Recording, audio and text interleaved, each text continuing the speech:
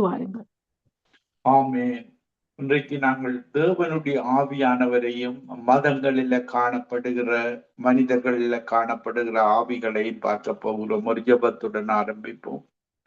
கிருபையும் இரக்கமும் பரிசுத்தமும் நிறைந்த எங்கள் அன்பு தகப்பனே, உண்டானமைத்தவனாகிய உம்மையும் நீர் அனுப்பினவராகிய இயேசு கிறிஸ்துவை அறிந்து கொண்டு எங்களை உம்முடைய பரிசுத்த ஆவியினால் எங்களை நிரப்பி இருக்கிறீர். கர்த்தருடைய ஆவியானவர் வரும் பொழுது நீர் பலத்தை தருகிறவர், சுகத்தை தருகிறவர், ஆசீர்வாதத்தை தருகிறவர்.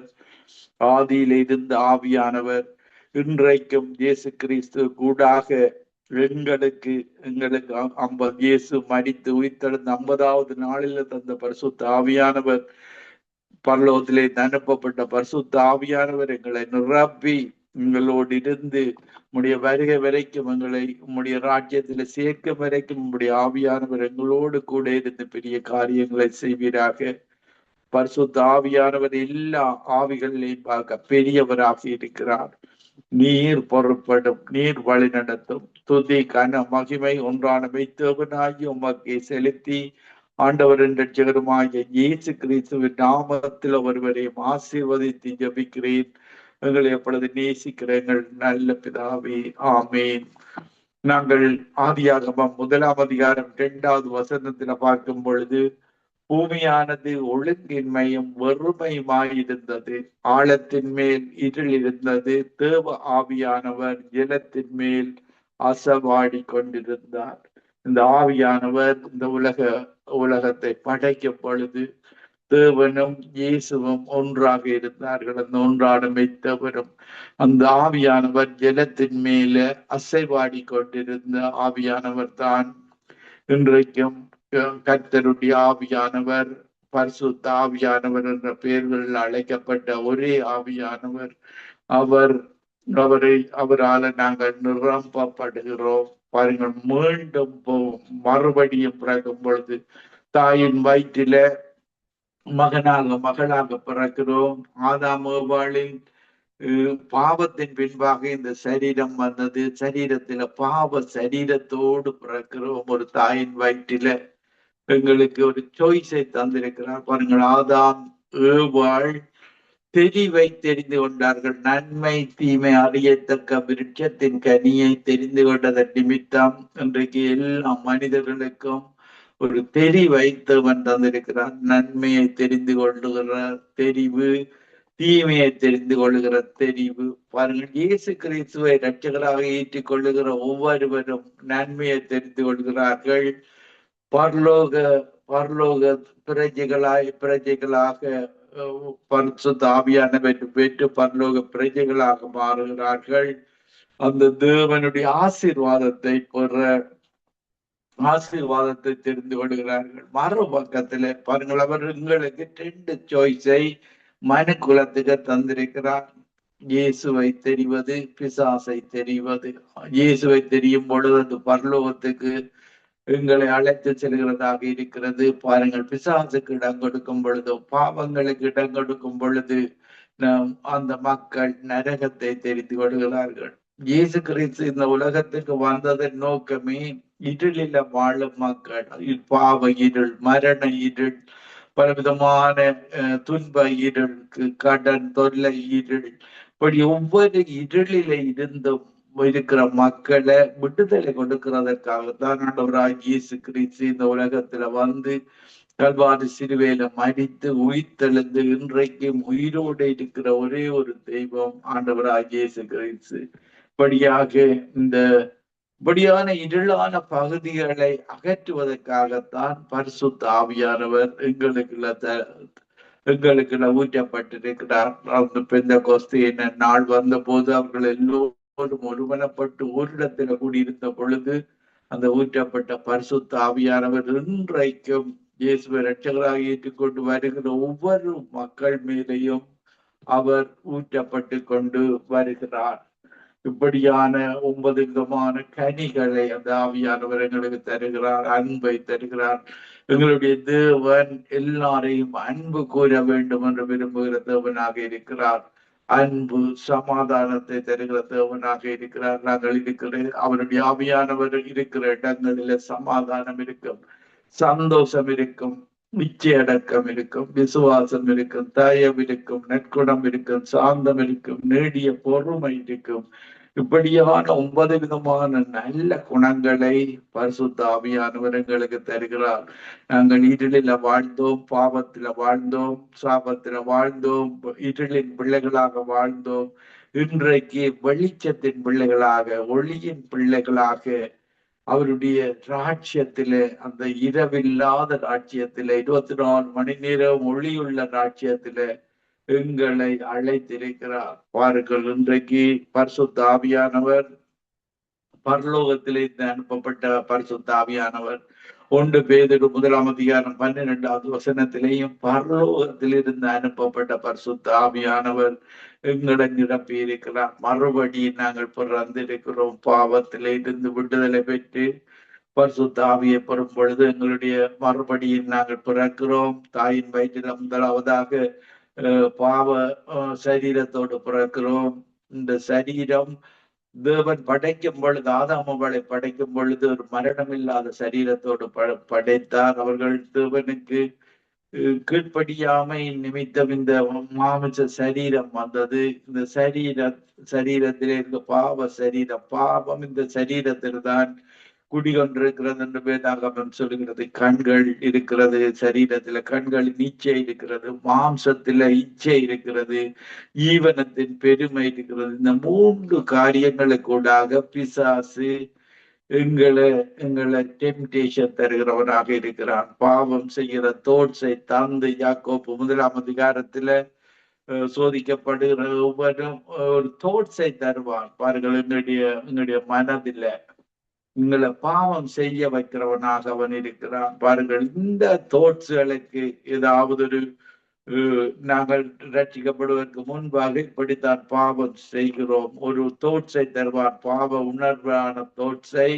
அதற்கு நாங்கள் முளையிலேயே அதை எதிர்த்து நிற்காவிட்டால் அந்த தோட்ஸை நாங்கள் எதிர்த்து இயேசுடைய தோட்ஸை நீங்கள் எடுத்துக்கொள்ள வேண்டும். பாருங்கள், மறுபடியும் பிறக்கும் பொழுது அந்த தோட்ஸை தேவனுக்கு விரோதமாக பாவம் செய்யக்கூடாது என்ற ஒரு உணர்வோடு நாங்கள் வாழும் பொழுதுதான் ஒரு வெற்றியுள்ள வாழ்வை வாழ முடியும். பாருங்கள், யோசேப்பு தேவனுக்கு விரோதமாக பாவம் செய்வது எப்படி என்ற ஒரு உணர்வோடு அவன் வாழ்ந்தான். எந்த நிலைமையிலும் அவன் அந்த தோற்றிலே இருந்து விலகாதவனாக, தேவனுக்கு பிரியமாக எப்பொழுதும் வாழ்வுகிறவனாக இருந்தது நிமித்தம் தேவன் அவனுக்கு கொடுத்த அந்த தரிசனத்தை நிறைவேற்றினான். பாருங்கள், அந்த பஞ்ச காலத்தில 7 வருஷம் பஞ்சகாலம், அதற்கு அடுத்த 7 வருஷம் மிக மோசமான பஞ்சகாலம். அந்த காலத்தில தேவன் அந்த ஞானத்தை கொடுத்து அந்த செழிப்பான காலத்துல 7 வருஷம் செழிப்பான காலத்துல அத்தனை ஸ்டோரேஜ், அந்த உணவுகளை எல்லாம் சேமித்து வைத்து இப்படியாக பஞ்ச காலத்துல எல்லாருக்கும் உணவு கொடுத்ததை நாங்கள் பார்க்கக்கூடியதாக இருக்கிறது. பாருங்கள், ஆவியானவர் அந்த ஞானம், புத்தி, அறிவை கொடுத்து தரிசனத்தை தந்தவர். தரிசனத்தை நடத்தி முடிக்கும் வரைக்கும் நாங்கள் அவருக்கு ஒப்பு கொடுக்கும் பொழுது அவர் எங்களை நடத்தி செல்லுகிற தேவனாக இருக்கிறார். பாருங்கள், இன்றைக்கு இந்த பலவிதமான ஆவிகள் இந்த மதங்களில காணப்படுகிறது. காணப்படுற இந்த ஆவிகளை எல்லாம் மேலோங்க செய்கிற ஆவிதான் பரிசுத்த ஆவி. இயேசுவிடத்துல வரும் பொழுது இந்த ஆவிகளுக்கு இடம் இல்லாமல் போகிறது. பாருங்கள், நாங்கள் மாம்ச சரீரத்தோடு எங்களுடைய தோட்சுகள் ஒரு மாம்ச சிந்தையோடு வருகிறது. பாவ தோட்சோடு நாங்கள் வாழுகிறோம். பரிசுத்த ஆவியை பெற்ற பின்பு அந்த தோட்சை நாங்கள் இலகுவாக ஆக்கி கொள்ள முடியும். பாருங்க, பரிசுத்த ஆவி வரும்பொழுது அந்த பொல்லாத ஆவிகள், அசுத்த ஆவிகள், தீமையான ஆவிகள், திருடுவது, கொல்லுவது, அழிப்பது, எல்லா ஆவிகளும் வெளியேறிவிடும். இதற்காகத்தான் இன்றைக்கு மதங்களில வாழுகிற மக்கள் நீங்கள் இந்த பரிசுத்த ஆவியானவரை பெற்றுக்கொள்ள வேண்டும். வேதாகமத்தை வாசித்து நேசித்து இந்த பரிசுத்த ஆவியை பெறக்கூடிய சபைகளுக்கு போய் நீங்கள் தொடர்ந்து அந்த சபைகளில் இருக்கும் பொழுது பரிசுத்த ஆவியானவர் உங்களுக்குள்ள இறங்குவார். ஜபிக்கும் பொழுது, துதிக்கும் பொழுது, அப்படியே அந்த பரலோக சந்தோஷத்தை உணர உணர முடியும். பரிசுத்த ஆவியானவர் வரும் பொழுது நீங்கள் படிக்கிற வேதாகமம் உங்களுக்கு ஒரு தேனிலும் இனிமையாக இருக்கும். அந்த வேதாகம வசனங்கள் ஒரு பலத்தோடு, ஒரு நம்பிக்கையோடு, ஒரு வாழ்வழிக்கிற வசனங்களாக உங்களுடைய வாழ்வில ஒவ்வொரு நாளும் பாருங்கள், இரவில நீங்கள் தியானித்து ஜபித்து படிக்கும் படுத்து உறங்கும் பொழுது, அதிகாலையில் எழும்பும் பொழுது தேவன் அந்த பாட்டுகளை தருவார், வசனத்தை தருவார். தியானத்தோடு நீங்கள் எழும்பக்கூடியதாக இருக்கும். அவருடைய வசனங்களோடு, அவருடைய துதியோடு, அவருடைய சிந்தையோடு நீங்கள் அதிகாலையில் எழும்ப முடியும். அதற்குத்தான் பரிசுத்த ஆவியானவர் உங்களுக்கு உதவி செய்கிறவராக இருக்கிறார். அவரில நீங்கள் அவரில தியானமாக இருக்க வேண்டும். வேலைக்கு போனால் என்ன, வேறு என்ன காரியங்கள் செய்தாலும் உங்களுடைய இருதயத்திலேயும் ஆத்மாவிலேயும் தேவனுடைய வார்த்தைகளை நிறைத்து கொள்ள வேண்டும். எவ்வளவு நீங்கள் வார்த்தைகளை தியானித்து நீங்கள் இருதயத்திலேயும் ஆத்மாவிலேயும் சேர்த்து வைக்கும் பொழுது அது உங்களுக்கு ஏற்ற நேரத்துல அந்த வார்த்தை உங்களுக்கு ஒரு வாழ்வை தருகிறதாக இருக்கிறது. பாருங்கள், சங்கீதம் 1ஆம் அதிகாரத்துல உங்களுக்கு பணம் தேவையாக இருந்தால், எது தேவையாக இருந்தாலும் அதற்குரிய வார்த்தையை தேவன் உங்களுக்கு தந்து அந்த வார்த்தையின்படி நடக்க உதவி செய்து அந்த வார்த்தை கூடாக ஒரு ஆசீர்வாதம் வரும், குணமாக்கம் வரும், எல்லாம் ப்ராமிஸாக. பாருங்கள், தேவனுடைய வார்த்தை எப்பொழுதும் ஆம் என்றும் ஆமேன் என்றும் இருக்கிறது. ஆம் என்றுதான் இருக்கிறது தேவனுடைய வார்த்தை. இதை நீங்கள் ருசித்தவர்கள், இயேசு கிறிஸ்துவை இரட்சகராக ஏற்றுக்கொண்டு ஆவியின் அபிஷேகத்தை பெற்று அந்த வார்த்தையை ருசித்தவர்கள், கர்த்தர் நல்லவர் என்பதை ருசித்து பாருங்கள். இந்த வார்த்தையை நீங்கள் இருதயத்தில் இருக்கும் பொழுது உங்களுடைய விசுவாசத்தின் அளவு அதிகரிக்கும். பாருங்கள், விசுவாசத்தை நீங்கள் அதிகரிக்க வேண்டுமாக இருந்தால், விசுவாசமானது ரோமர் 10:17 கேள்வியினால வரும், கேள்வி தேவனுடைய வசனத்தினால வரும். தேவனுடைய வசனத்தை நீங்கள் பாருங்கள், இந்த ஆடு மாடுகள் உணவை உட்கொள்ளும் பொழுது உட்கொண்டு விட்டு, இந்த புல்லை உட்கொண்டு விட்டு திரும்ப அசை போடும். அதே போலதான் நீங்கள் வார்த்தையை உட்கொண்டு விட்டு அதை அசை போட வேண்டும். அந்த வார்த்தை உங்களுடைய இருதயத்தில் ஆத்மாவில அடிக்கடி அதை நீங்கள் அசை போட்டு கொள்ள வேண்டும். அதை அப்படியாக இருதயத்தில வைத்துக் கொள்ள வேண்டும். நீங்கள் கனகாலம் விட்டு விட்டால் அந்த வார்த்தைகள் மறந்து போய்விடும். மீண்டுமாக அசை போட்டு அந்த வார்த்தைகளை தியானிக்கும் பொழுது அந்த வார்த்தைகள் கிரிகை செய்கிறதாக இருக்கிறது. பாருங்கள், உங்களுடைய துக்கம் சந்தோஷமாக மாறும். தேவன் 2 தீமோத்தேயு 1ஆம் அதிகாரம் 7வது வசனத்திலே தேவன் நமக்கு பயமுள்ள ஆவியை கொடாமல் அன்பும் பலமும் தெளிந்த புத்தியும் உள்ள ஆவியை கொடுக்கிறார். உங்களுக்கு அந்த கன்ஃபியூஸ் அதுகள் வராமல் இருக்கும். பரிசுத்த ஆவியானவர் உங்களுக்கு உதவி செய்கிறவராக இருக்கிறார். ஒரு தடுமாற்றங்கள், கன்ஃபியூஷனை தருகிறது பிசாசாக இருக்கிறது. வார்த்தையில குறைவாயிருக்கும் பொழுது, வார்த்தை இல்லாமல் இருக்கும் பொழுது பிசாசானவன் உங்களுக்கு ஒரு கன்ஃபியூஸ் தாட்ஸை தருவான். இன்றைக்கு இயேசு உன்னிடத்தில் இல்லை, ஏதாவது ஒரு நெகட்டிவ் தாட்ஸை தருவான். பாருங்க, நீங்கள் வசனத்தின்படி அதை ஓவர் ரைட் பண்ண வேண்டும். அவர் சொல்லியிருக்கிறார், சகல நாட்களிலும் நான் உங்களோடு கூட இருப்பேன் என்று. அவர் இன்றைக்கும் இருக்கிறார், நேற்றும் இருந்தவர், நாளைக்கும் இருக்கிற ஆவியானவர் தான் எங்களுடைய ஆவியானவராக இருக்கிறார்.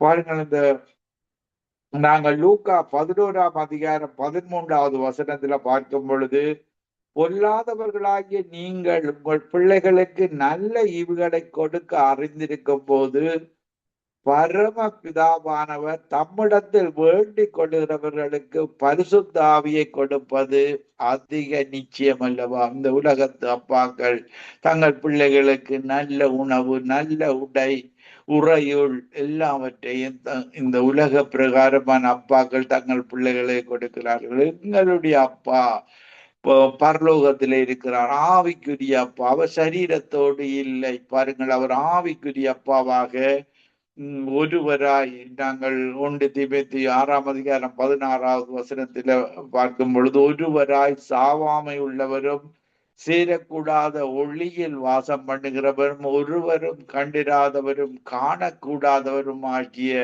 அவருக்குத்தான் நாங்கள் துதி, கன, மகிமை எல்லாவற்றையும் செலுத்த வேண்டும். சாதாரண மனித கண்களுக்கூடாக, சரீர பிரகாரமான கண்களுக்கூடாக அவரை பார்க்க முடியாது. ஒருவரும் கண்டிராதவர், இந்த உலகத்து மக்களால பார்க்க முடியாதவர். பாருங்கள், அவரை நாங்கள் உணர முடியும், அந்த பிரசன்னத்தை. இப்படியான ஆவியானவர் தான் எங்களுடைய தேவனாக இருக்கிறார், பரலோகத்தில் இருக்கிறார். அவர் அன்புதான். எங்களுடைய தேவன் ஒரு அன்பான தேவனாக இருக்கிறார். அவர் ஆவியாக இருக்கிறார்.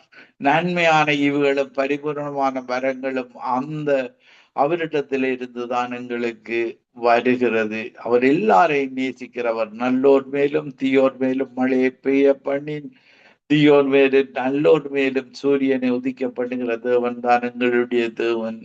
அவர் எல்லாரும் மனம் திரும்ப வேண்டும் என்று விருப்பம் உள்ளவராக இருக்கிறார். பாருங்கள், துன்மார்க்கன் பாவத்திலே அவனுடைய ஆத்மாவும் பரலோகத்துக்கு வர வேண்டும். இந்த ஆத்மாவை திருடுகிறவர் தான் பிசாசாக இருக்கிறார். எல்லா ஆத்மாக்களும் இன்றைக்கு நீங்கள் மதங்களில வாழலாம், பாவத்தில வாழலாம், சாபத்தில வாழலாம். எப்படி வாழ்ந்தாலும் உங்களுடைய ஆத்மாக்களின் சொந்தக்காரர், அதை உருவாக்கினவர் எங்களுடைய தேவன். அவர் சொல்லுகிறார், எல்லா ஆத்மாக்களும் என்னுடையவைகள். ஆவி கர்த்தர் தந்த தீபமாக இருக்கிறது. எங்களிடத்தில் ஆவி, ஆத்மா, சரீரம் இருக்கிறது. இந்த ஆவி கர்த்தர் தந்த, எங்களுடைய மெய்யான தேவன் தந்த தீபமாக இருக்கிறது.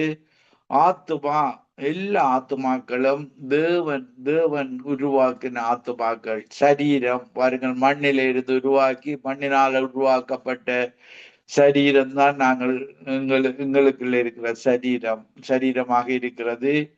இந்த சரீரத்துல தான் பாவம் குடிகொண்டிருக்கிறது. இதனாலதான் நாங்கள் இந்த ஆவி, பரிசுத்த ஆவியான ஒரு இணைந்து, ஆத்மாவும் ஆவியும் இணைந்து செயற்பட வேண்டும். அந்த ஆத்மாவுக்கு உணவு பரிசுத்த ஆவியானவரிடத்தில இருந்து, கர்த்தருடைய வார்த்தையில இருந்துதான் இந்த ஆத்மா தேற்றப்படுகிறது. துன்பங்கள், உங்களுடைய ஆத்மாவில துக்கம் இருக்கும், துக்கம் வரும். இந்த துக்கத்தை தேற்றுவது தேவனுடைய வார்த்தையாக இருக்கிறது. பாருங்கள், சங்கீதம் 23 சொல்லப்படும் பொழுது, அவரின் ஆத்மாவை தேற்றி நீதியின் பாதையில் நடத்துகிறார். நீதி, நாங்கள் பாருங்கள், ஒரு தவறான பாதையில, பிசாசின் பாதையில போய்கொண்டிருக்கிறோம். ஏனென்றால் ஆதாம் செய்த பாவத்தின் விளைவாக பாவ சரீரத்தோடு பிறக்கிறோம், பாவ உணர்வுள்ள மனிதனாக வாழுகிறோம். பாருங்கள், இப்படியாக மதங்களுக்கூடாக பாவத்துல தொடர்ந்து வாழுகிறார்கள். தவறுகளுக்கூடாக, தீமைகளை செய்வதற்கூடாக அவர்கள் தொடர்ந்து பாவத்துல வாழுகிறார்கள். சினிமா, சீரியல்கள், பிடித்தவனுக்கு பிரியமில்லாத காரியங்களை செய்து திருடுவது, கொல்லுவது, அழிப்பது, பொய் பேசுவது, இப்படியான காரியங்கள் எல்லாம் பிசாசினுடைய சரீர பிரகாரமான காரியங்களாக இருக்கிறது. நாங்கள் அப்போ சில ரோமர்களை பார்க்கும் பொழுது, இந்த மரண சரீரத்தில, இந்த பாவம் செய்கிற சரீரம் மரண சரீரமாக இருக்கிறது.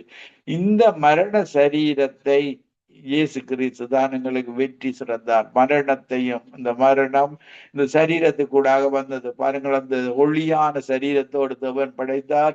நிரந்தரமாக வாழ்வோடு முதலாக படைத்தார். ஒளியுள்ள சரீரத்தோடு அவர்கள் நிர்வாணம் இல்லாதவர்களாக வாழ்ந்தார்கள். பாவத்தின் பின்பாக இந்த மரண சரீரம் வந்தது.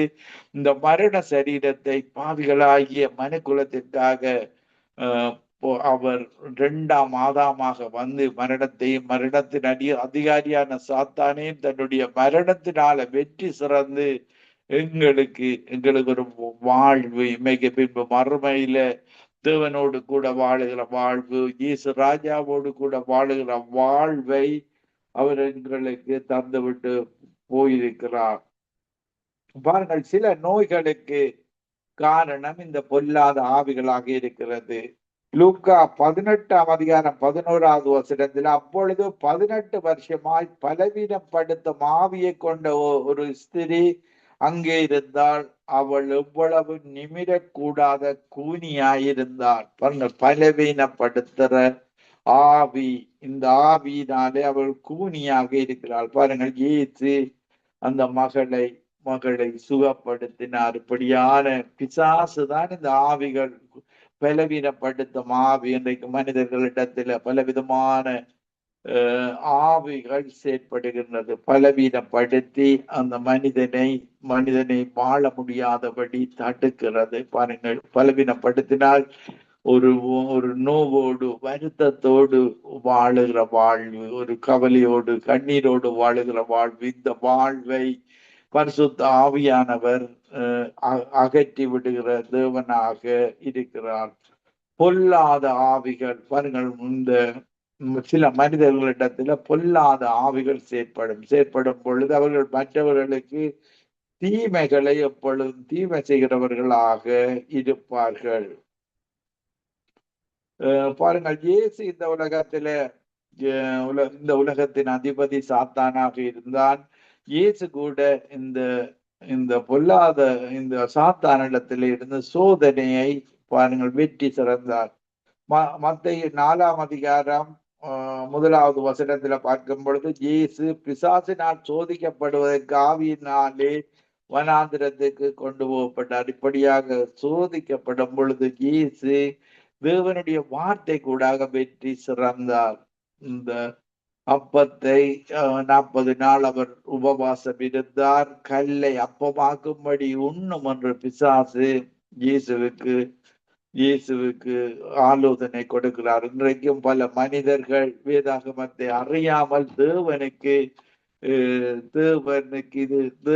அறிவுரை கூறுகிறார்கள். பாருங்கள், இந்த உலகத்துல எவ்வளவு தீமைகள் நடக்கிறது.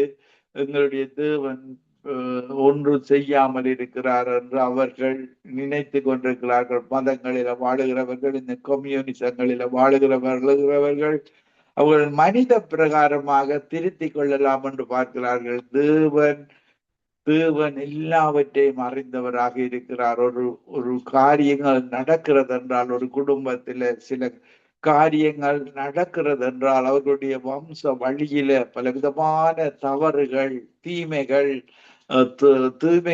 கூடாகத்தான் ஒவ்வொரு இந்த உலகத்துல ஒவ்வொரு தீமைகளும் ஏற்படுகிறது. பாருங்கள், பிசாசு கூடாக தேவனை, அந்த மெய்யான தேவனை அண்டி கொள்ளாவிட்டால், இந்த மெய்யான தேவனை நீங்கள் அறிந்து அவருக்கு கீழ்ப்படுத்தி நடங்காவிட்டால் உங்களிடத்துல பிசாசின் கிரிகைகள் தான் செயற்படும். அந்த பிசாசுகள் தான் இப்படியான திருடுவது, கொல்லுவது, அழிப்பது போன்ற பல காரியங்களை அவர் செய்கிறவனாக இருக்கிறான். இதற்காகத்தான் நீங்கள் தேவனிடத்துல வர வேண்டும். அவருடைய பரிசுத்த ஆவியை பெற்றுக் கொள்ள வேண்டும். அந்த பரிசுத்த ஆவியானவர் வந்து விட்டால் உங்களுடைய அசுத்த ஆவிகள், தீமையை செய்கிற ஆவிகள் எல்லாம் உங்களிடத்திலே இருந்து அகன்று போகும். உங்களுடைய குடும்பத்திலே இருக்கிற ஒவ்வொருவரும் ரட்சிக்கப்படும் பொழுது அந்த ஆவிகள், இந்த தீமைகளை செய்து கொண்டு வருகிற அத்தனை ஆவிகளும் வெளியேறி விடுகிறது. பாருங்கள், நாங்கள் பார்க்கும் பொழுது மத்தேயு 12:43 அசுத்த ஆவி ஒரு மனுஷனை விட்டு புறப்படும் பொழுது வறண்ட இடங்களில் அலைந்து இளைப்பாறுதல் தேடியும் கண்டடையாமல், இப்படியாக பாருங்கள், ஒரு மனிதனை ஒரு ஆவியை துரத்தும் பொழுது, பரிசுத்த ஆவியை பெற்றவர்கள் அந்த அசுத்த ஆவிகளை துரத்துகிற வேலனை தேவன் கொடுத்திருக்கிறார். இப்படியாக அசுத்த ஆவியை துரத்தும் பொழுது பிறகு அந்த மனிதன் பின் வாங்கி விட்டார். அந்த வெளியில போன அசுத்தாவிகள் 7 மடங்கான அசுத்தாவிகளோடு வந்து தங்கிவிடும். அந்த ஆவி அகற்றப்படும் பொழுது இந்த அசுத்த ஆவிகள், பொல்லாத ஆவிகள் அகற்றப்படும் பொழுது ஜெபத்தினூடாக நீங்கள் பின்வாங்காமல் வாழ கற்றுக்கொள்ள வேண்டும். பின்வாங்கினால் திரும்பவும் நீங்கள் அந்த குடிப்பழக்கத்துக்கு, விபச்சார பழக்கத்துக்கு, வீசித்தன ஆவிகளுக்கு இடம் கொடுத்தால், அந்த என்ன ஆவி முதல் இருந்ததோ அந்த ஆவிகளுக்கு மீண்டும் இடம் கொடுத்தால், அந்த ஆவிகள் வெளியில போன ஆவிகள் திரும்பி வரும்பொழுது 7 வகையான ஆவிகளோடு திரும்ப வந்து சேரும். மத்தேயு 12ஆம் அதிகாரம் 45வது வசனத்துல திரும்பி போய் தன்னிலும் பொல்லாத வேறு 7 ஆவிகளை தன்னோட கூட்டிக் கொண்டு வந்து உட்புகுந்து அங்கே குடியிருக்கும். அப்பொழுது அந்த மனுஷனுடைய முன்னிலைமையை பார்க்கிலும் பின்னிலைமை அதிக கேடுள்ளதாயிருக்கும். இதனாலதான் அந்த பின்வாங்க கூடாது மெய்யான தேவனிடத்திலே. எங்களுடைய ஆவியானவர் பெரியவராக இருக்கிறார். இந்த பொல்லாத ஆவிகள் தொட்ட தீமைகளைத்தான் எங்களுக்கு செய்கிறவைகளாக இருக்கின்றன. இப்படியான அசுத்த ஆவிகள், பொல்லாத ஆவிகள், வேசித்தன ஆவிகள், வைச்சார ஆவிகள், குடிவரி ஆவிகள், இப்படியான இந்த தீமையான ஆவிகள் ஒரு குடும்பத்துக்குள்ள வரும் பொழுது அது அந்த குடும்பத்தை பாதிக்கிறதாக இருக்கிறது.